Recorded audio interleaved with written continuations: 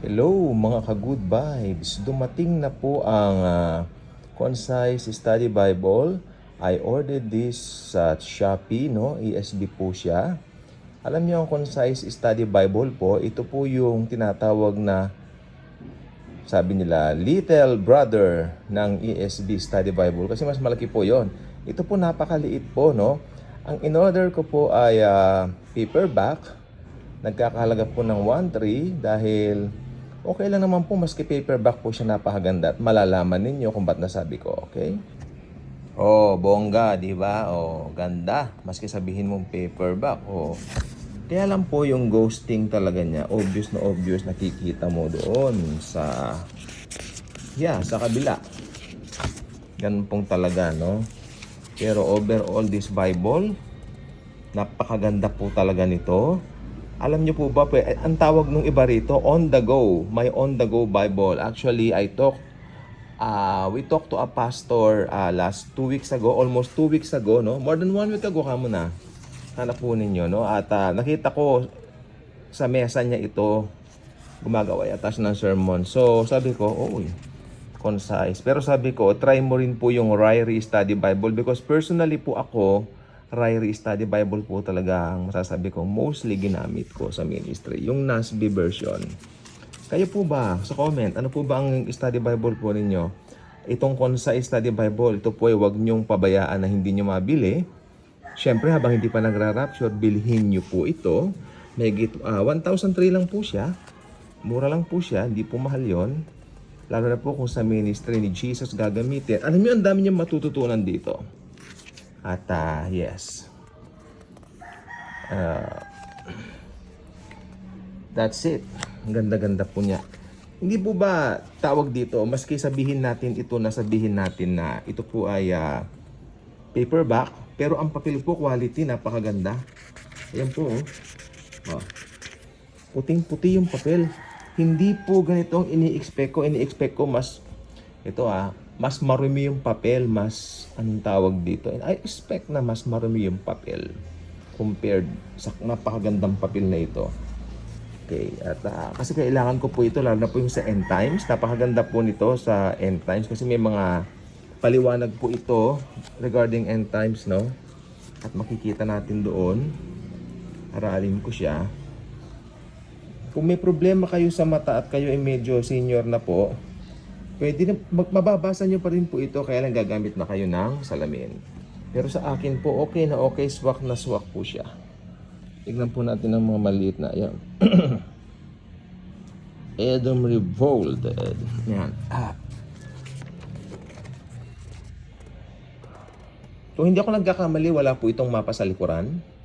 So talagang ang hangarin ng ESB na create nila ito ay para mapadali si ESB Study Bible. Ang ESB Study Bible is one of my favorite study Bibles. Lumang-luma na po yung study Bible ko, no? Napakatagal na panahon ko na po siyang ginagamit. Actually, ginagamit ko pang devotion po kasi yon, no? At napakarami ko natutunan, no? Na ang gaganda talaga. Tingnan po natin, sige, basa tayo. Okay, I will read sa sounds, no? Pag may Bible review tayo, di ba doon ako napunta to share it with you kung paano siya nakapresent. At yung version ng ESB na napakaganda rin naman po talaga din. Very popular version as of the, na 91, nawawala. As of the moment. Ayun, na ano yan, tabunan yan. He who dwells in the shelter of the Most High will abide in the shadow of the Almighty. I will say to the Lord, my refuge and my fortress, my God in whom I trust. Okay? Ang bandang huli, sabi niya, when He calls to me, I will answer Him. I will be with Him in trouble. I will rescue Him and honor Him. With long life, I will satisfy Him and show Him my salvation. Yan. Tignan niyo po yan, ang ganda. Hagay. Kagandahan ito. Meron siyang daily life in the first century Palestine. Hindi ko lang po napakita sa inyo doon sa Old Testament section. Meron din siyang daily life in the century, Basta daily in the Old Testament times kanya, yun ang daily life. So pinapakita. They have a very personal article regarding the life of Jesus. Okay, gaganyan ko na lang po if you want to read it. Paki-zoom up na lang. Gusto ko po ito. Ito ang pinakagusto kong picture sa lahat. No? Introduction to the Gospels and Acts. No, meron tayong bago mag-umpisa magbasa ng Bible, which I know naman binabasa na natin almost all our lives ang Bible. So how about para mas matutunan natin ano yung binabasa natin, pumunta muna tayo dito, no? Para basahin natin. Then dito na po yung Matthew. Ganyan po ang presentation niya.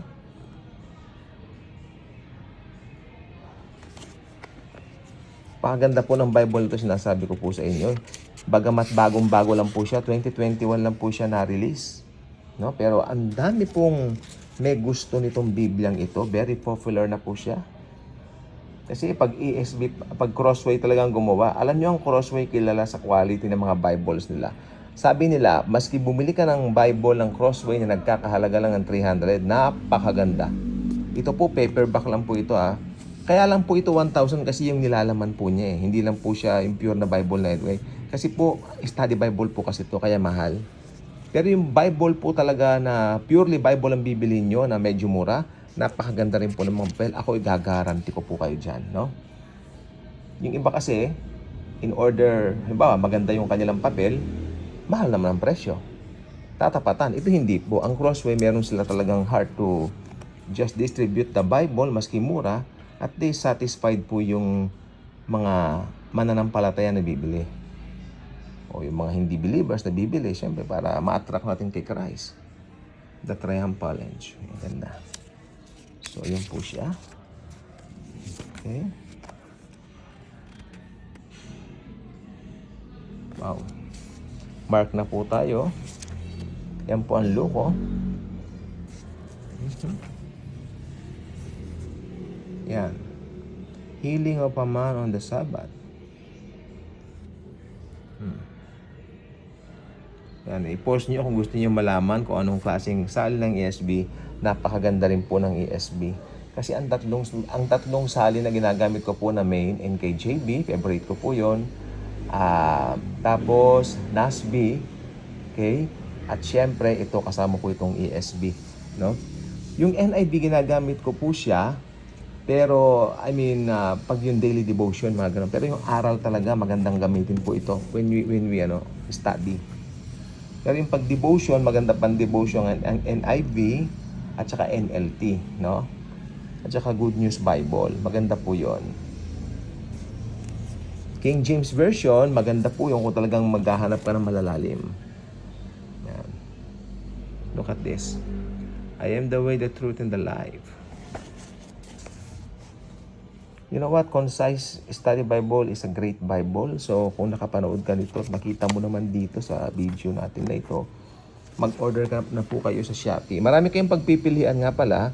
Meron po siyang, ito paperback. Meron din po siyang hardcover. Mas mahal na po yon. At syempre yung True Tone at saka yung Premium. Yung Premium po yata, 1,000 na po siya, 2,000 something. Pero kung kaya naman po ninyo, salita po ng Diyos ito. Di ba?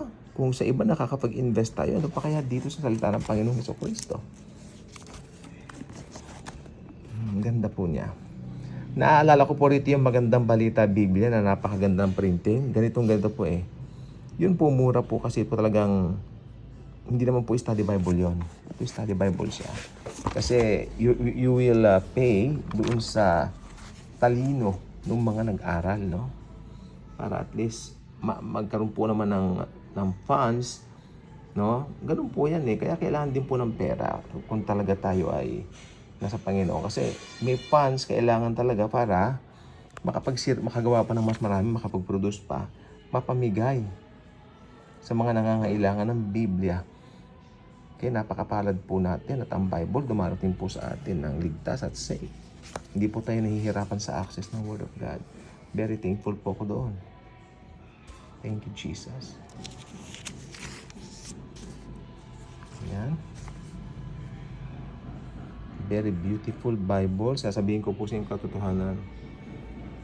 Napakagandang Biblia nito. Mas marami po itong concordance, no? Kumpara sa ESV Study Bible. Someone told me that regarding this book. Totoo naman.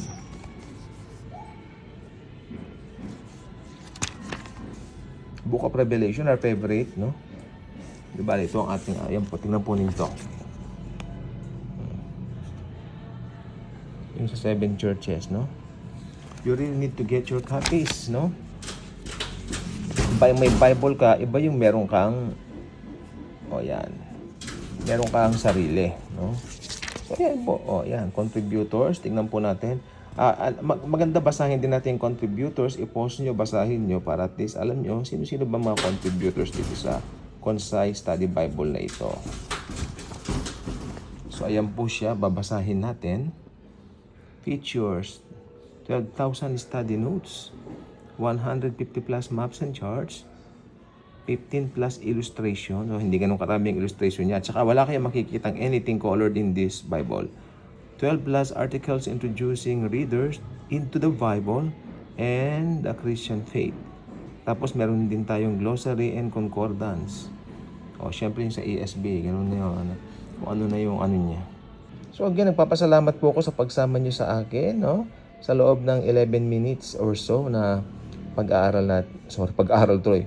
Na pag-review natin dito sa Concise Study Bible na napakaganda pong talaga. Ito po ang Bible na masasabi ko nag-gain na po ng popularity dahil ito po ay parang sister ng big brother na ESB. Study Bible. Mas malaki si ESB Study Bible dito. Okay? So, again, salamat po sa panonood and kung may pera naman po kayo, get one for yourself. Get two, get three. Bahala po kayo para po sabay-sabay tayong lumago kay Lord Jesus. God bless mga ka-good vibes.